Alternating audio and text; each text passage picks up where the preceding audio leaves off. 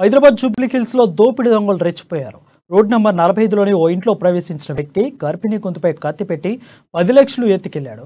తన వంటిపై బంగారం ఇస్తానని బతిమలాడినా వినలేదని మహిళ చెబుతుంది.